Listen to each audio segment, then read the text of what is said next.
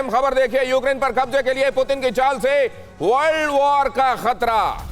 Donbas को रूस में मिलाने के लिए आज से जनमत संग्रह। ज़ैपोरिज़िया और डोनेट्स्क क्षेत्र में रेफरेंडम के लिए मतदान जारी। शांतिपूर्ण रेफरेंडम के लिए रूस के 3 लाख रिजर्व सैनिकों को भी बुलाया जा रहा है और यह कहा जा रहा है कि रेफरेंडम के बाद अगर स्थिति ये बनती है कि ये रूस में शामिल होने की मंशा रखने वाले लोगों का इलाका है तो फिर इनकी सुरक्षा के लिए हमारे सैनिक भी तैयार और तैनात होने चाहिए। रूस के रेफरेंडम का लगातार पश्चिमी देश कर रहे हैं विरोध। पश्चिमी देशों का कहना है कि ये पूरी तरीके से रूस की चाल है, जबकि रूस का कहना यह है कि यहां के लोगों की अपनी मंशा है कि वो जनमत संग्रह कराएं। रूस ने इसके लिए उनको प्रेरित नहीं किया है। इस पर हम करेंगे चर्चा और समझेंगे कि असल में इसकी तह में क्या है। लेकिन अगली अहम खबर देखिए, पार्शियल मोबिलाइजेशन के ऐलान पर रूस में बगावत। पुतिन के फैसले के खिलाफ रूस में जगह जगह प्रदर्शन। यूक्रेन में 3 लाख रिजर्व फोर्स भेजने का भारी विरोध। कई जगहों पर पुलिस और प्रदर्शनकारियों के बीच में झड़प।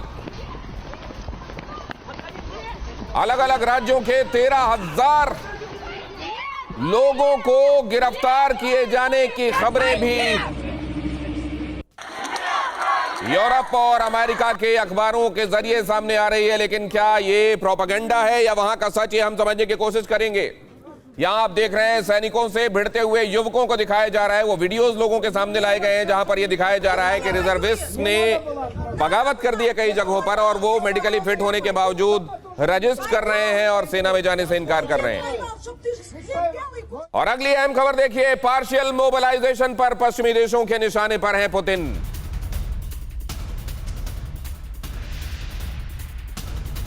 मैक्रो बोले पुतिन के पार्शियल मोबिलाइजेशन का ऑर्डर गलत। शांति की तरफ बढ़ने का मौका चूक गए पुतिन, मैक्रो ने कहा। स्लोवाकिया के रक्षा मंत्री ने कहा मोबिलाइजेशन से होगा पुतिन का अंत। जर्मन रक्षा मंत्री क्रिस्टीन लेब्रेंच का बयान, रिजर्व फोर्स और जनमत संग्रह का नहीं पड़ेगा असर। जर्मनी के रक्षा मंत्री ने यह बात कही कि ये जो किया जा रहा है इससे पूरे सिनेरियो पर कोई फर्क नहीं पड़ेगा। यूक्रेन अपनी टेरिटरी की रक्षा के लिए लड़ता रहेगा। और ये तीनों ही खबरें और तीनों से ही संबंधित ये अहम तस्वीरें आपके सामने इस समय स्क्रीन पर, जहां आप देख रहे हैं रूस के रेफरेंडम पर पश्चिमी देश लगातार विरोध की मुद्रा में है। उनका कहना है कि ये पूरा दिखावा है और इस दिखावे के बहाने यूक्रेन की अखंडता और संप्रभुता की डिसरिस्पेक्ट की जा रही है। और यह भी कहा जा रहा है कि यहां पर अब आगे और ड्रामा अनफोल्ड होगा। लेकिन जर्मनी जैसे राष्ट्रों का कहना यह है कि इससे पूरी प्रक्रिया पर कोई असर नहीं पड़ेगा। जर्मनी की रक्षा मंत्री ने यह बात दोहराई और कई जगहों पर राष्ट्राध्यक्षों का कहना, तो खासतौर से यूरोप में यह भी है कि पुतिन इससे अपने खात्मे की स्क्रिप्ट खुद लिख रहे हैं। और देखिए, पार्शियल मोबिलाइजेशन के ऐलान पर रूस में बगावत की खबरें भी सामने आ रही हैं और यह कहा जा रहा है कि बहुत सारी जगहों पर ये रेबेलियन देखने को मिल रहा है, ये विरोध देखने को मिल रहा है और लोग नहीं जाना चाह रहे हैं। वो लोग जो रिजर्विस्ट के तौर पर अब कहा जा रहा है कि जिनको मूव किया जाना चाहिए और जाना चाहिए, जिनको आप फुल टाइम सर्विस देने के लिए सेना में, वो कह रहे हैं हमें नहीं जाना। वो कन्विंस नहीं है। क्या वाकई ऐसा है? रेफरेंडम को लेकर क्या बड़ा भय है? रेफरेंडम कहां पर हो रहा है? रेफरेंडम ये रेफरेंडम जाहिर है उन जगहों पर हो रहा है जो रशिया के कब्जे वाले इलाके हैं यूक्रेन के भीतर।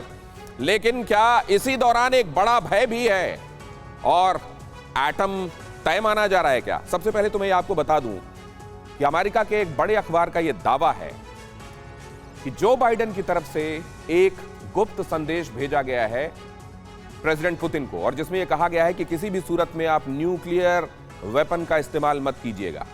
वैसे सामने सतह पर प्रत्यक्षतः तो ये जो बाइडेन कहते ही रहे कि बहुत महंगा पड़ेगा, लेकिन क्या उन्होंने कोई संदेश गुप्त तरीके से भी भेजा है? और अगर ऐसा है तो इसकी वजह क्या है? वो क्या चाहते हैं और क्या वो ये सोच रहे हैं कि इस तरीके से गुप्त संदेश का असर पड़ेगा पुतिन पर अगर पुतिन ने कोई फैसला लिया है तो? और अगर ये गुप्त ही था तो एक अखबार को वहां के पता कैसे चल गया और उसने ये जनता के सामने क्यों जाहिर किया? क्या यहां भी अमेरिका कोई चाल खेल रहा है? जरा देखिए, बड़ा भय है। क्या एटम तय है? पार्शियल मोबिलाइजेशन के बारे में जैसे ही रूस ने ऐलान किया आप जानते हैं इसको लेकर पूरे पश्चिम में एक उहापोह और असमंजस बन गया कि क्या वाकई अब पुतिन कह रहे हैं किसी भी सूरत में अपनी टेरिटरी की हर एक मुमकिन रिसोर्स से रक्षा करेंगे, तो क्या एटम भी उसमें से एक हो सकता है? और यहां पर फिर देखने को क्या मिला, पार्शियल मोबिलाइजेशन की इस बात पर पश्चिम में तो हड़कंप था, लेकिन समझा जा रहा था कि रूस इसके बाद अपने अगले प्लान पर एक्ट कर रहा है और यह जाहिर है अगली चाल चल दी गई है, अब बारी होगी पश्चिम की। लेकिन देखने को यह मिला इस कदम के आगे बढ़ाने के बाद पलायन और बगावत देखने को मिली।